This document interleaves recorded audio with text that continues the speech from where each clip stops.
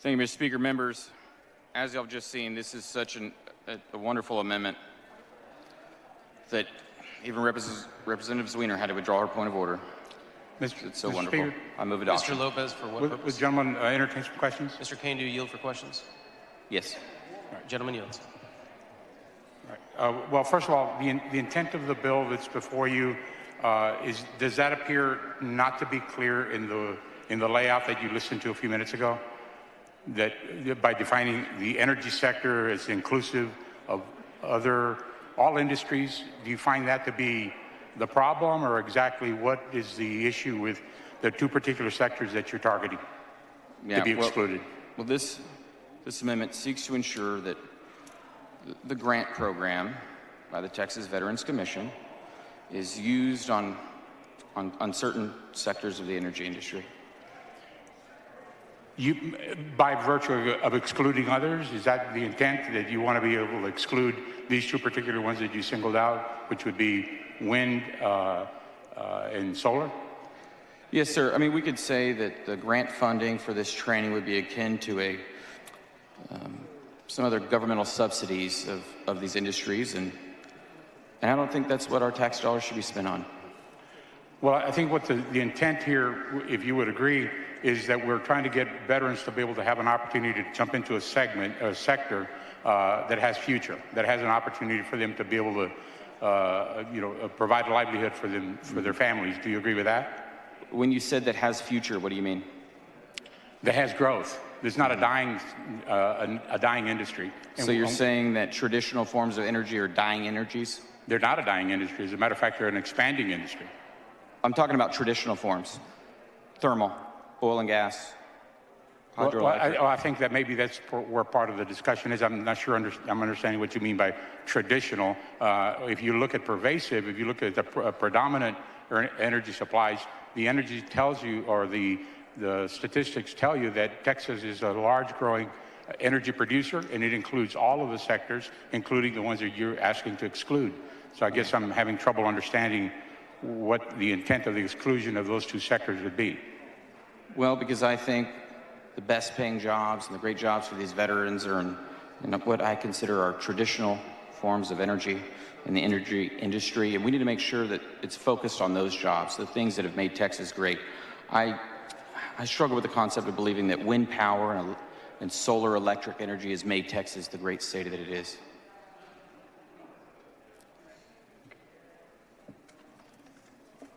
Mr. Speaker. Ms. Weiner, for what purpose? Will the gentleman yield for some questions? Mr. Cain, do you yield for questions? Yes, of course. Gentleman yields. Thank you so much, Representative Cain. Are you aware of how many Texans are currently employed in the wind industry?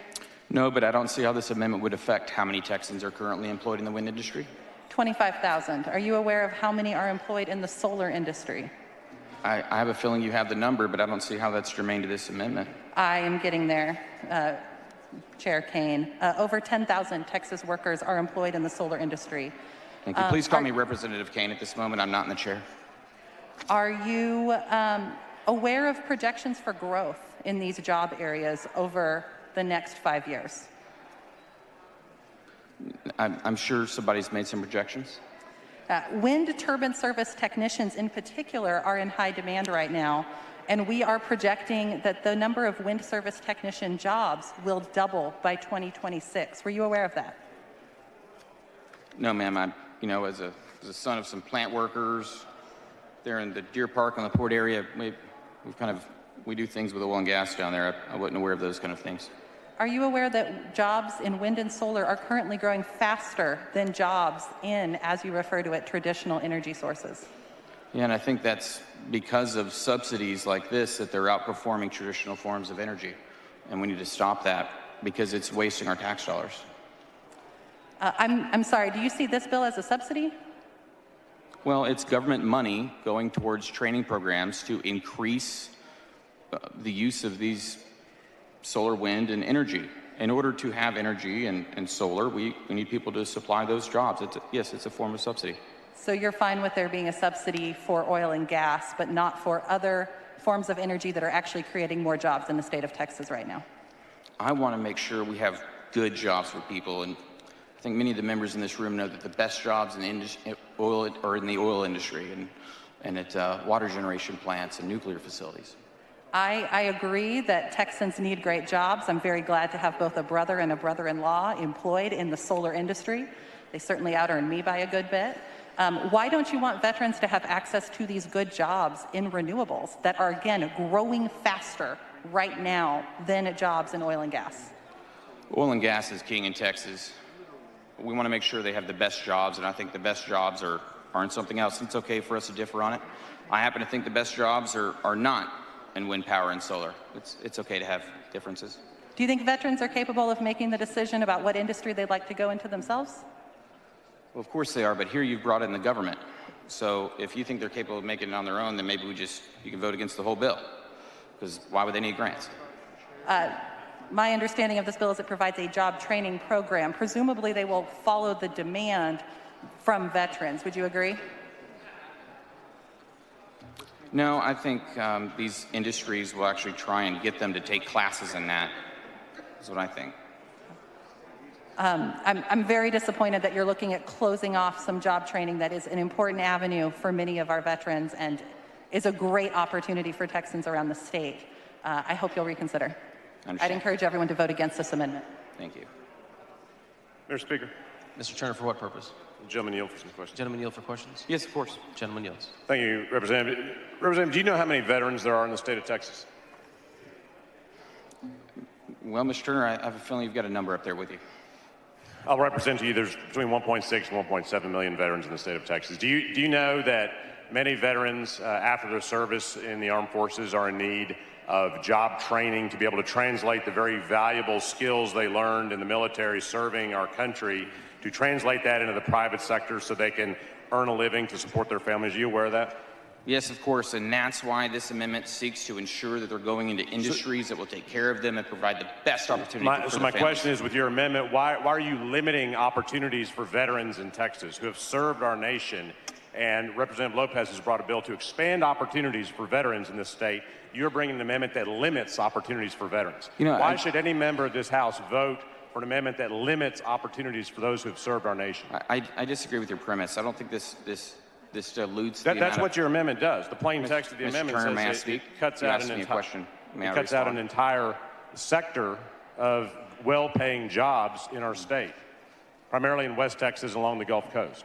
Mr. Turner, may I respond to your question? Please. You mentioned in West Texas and the Gulf Coast. I'm a member of the Gulf Coast. The jobs we provide down on the Gulf Coast are in traditional forms of energy, oil and gas, hydroelectric, nuclear. Is there no wind power on the Gulf Coast? I don't know, but there shouldn't be. Look, Is there? Yes or no? Is there currently wind power generation on the Gulf Coast? I'm unaware. I think there's some down You're in not aware of RGV that? near it. Yeah. You never heard that there's wind power in the Gulf Coast or Mr. West Turner, Texas? your premise asked if this would limit job opportunities. I don't think it does, because I think there are enough job opportunities in traditional sector energy industry, and it's okay. So you have an amendment that cuts out an entire sector, a growth sector, I would add, in the energy industry across the country, across the globe, which Texas has been a leader in, and you are cutting off access for veterans to have access to good jobs in those industries. And I just want to understand why this House should vote to limit opportunities for veterans, again, who have served our nation with distinction, and we owe them, I think, every opportunity to be able to support their families after their time in the military. Thank you, Mr. Turner. I think I've answered that question. I don't think you have. You've asked several times on why something about limiting things. I disagree with the premise. I don't think it's limiting anything. This is ensuring that we are focusing our resources on the energy that matters in Texas. By limiting the type of jobs that people have access to. I've answered the question multiple times. You keep using the same thing. My answer is as follows. I'm thankful for our veterans. I want to give them the best opportunity with the funding that we're going to give them, and I think traditional forms of energy is the best thing that we can offer. But those are included in the bill, are they not? The bill is not limited to renewables, is it? I want to make sure that we focus on traditional forms of energy. And that's why I brought this amendment. It's okay if we differ. So your desire to focus on what you call traditional forms of energy is you are achieving that goal by limiting opportunities for veterans by not having access to job training for what you would call untraditional forms of energy. That's what the amendment does, right? Mr. Turner, in your subjective opinion, you were free to say that you believe this is a limitation. I do not think so. So by excluding a specific sector of the energy industry, you're going to represent that's not a limitation. We are actually focusing on the jobs that matter for these veterans. Okay. I don't know why you don't want to answer that question. I mean, it's pretty clear that's what your amendment does. But I don't understand why this House should support an amendment that limits opportunities for veterans who've served our country. Thank you. Thank you. Mr. Speaker. The gentleman's time has expired. Chair recognizes Ms. Ranchia to speak in opposition to the amendment. Ms. Johnson, for what purpose? Will the Speaker yield for a question? Sure. Gentleman will yield for questions. Yes, I will. Sir, were you aware that my father was a member of the Texas House? I am aware of that. Were you also aware that my father was a lawyer? I didn't know that. He was also a veteran. And he got the ability to go to law school and become a lawyer because of the GI Bill. As many veterans did in the history of this country. It's one of the great pieces of public policy. It was a grant program that allowed veterans to go to university. And if we think about this as a GI Bill where we're giving veterans grants to get retrained. Many of our veterans are homeless, by the way. We have many of them in Dallas County, Travis County, veterans that are on the street. This program is a grants program that allows them to get retrained in the energy industry. And Texas is an energy leader, not only in thermal sources, but also in renewables. And we're really proud of it. We're really proud of it. And a lot of districts, both Republican districts and Democratic districts, have a lot of unfilled jobs that veterans should be trained for in all sectors. Geothermal, solar, wind, oil, and gas. And this bill flew out of committee. To get to the floor at this point, and I'm talking to the chairman out here in the audience, this bill had to fly out of not only the committee where it was unanimous, but then it had to come through calendars and get to this point because it's a good veterans bill. And now it's under attack because somebody doesn't like renewable energy. Somebody wants to say, akin to what someone might have said during the GI Bill, no, we don't want veterans to be retrained for certain jobs.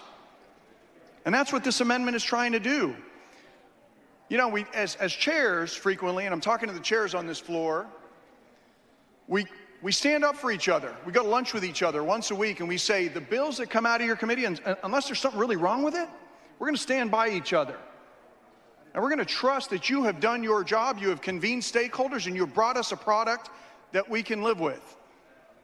And to have a chair get up because he has beef with one sector of an energy industry that we're very proud of and say that veterans will be ineligible to get grants to be retrained, what can I say? It's certainly not in keeping with what we discuss every week about giving great deference to the work that is done in committee, about relying on each other. So I don't like to cut up members on votes, but voting for this amendment is voting against opportunities for veterans. And I don't think this legislature needs to or should be in that business. So that's why I urge you members, especially those leaders here on the floor who know what it is to shepherd bills through committee, to unite against this amendment, because this body cannot be held hostage by the whims of one member who doesn't somehow like a certain sector of the economy that may be in your district or my district, because as he said on this microphone, well, I'm from the Gulf Coast and all we care about is one thing. That's just not fair to the rest of us. It's not fair to the people we represent. It's not fair to Texas, and it's not fair to veterans. Thank you, members. The chair recognizes Mr. Cain on the amendment. Well, sometimes these things happen. I've heard from a lot of members that are concerned that this would hurt their district. Many of them have things like this in their district. I don't, and so I brought this amendment to represent my district. However, in the interest of the body, I will withdraw the amendment so we're not harming their industries. The amendment is withdrawn. Any member want to speak on, for, or against the bill? Chair recognizes Mr. Lopez to close on the bill. Thank you, Speaker. Members, let me just close by saying thank you for your service. Thank you for your service. I'm grateful. Thank you. And I close. The question occurs on the passage and engrossment of HB 739. All in favor say aye. All opposed say nay. Thank you.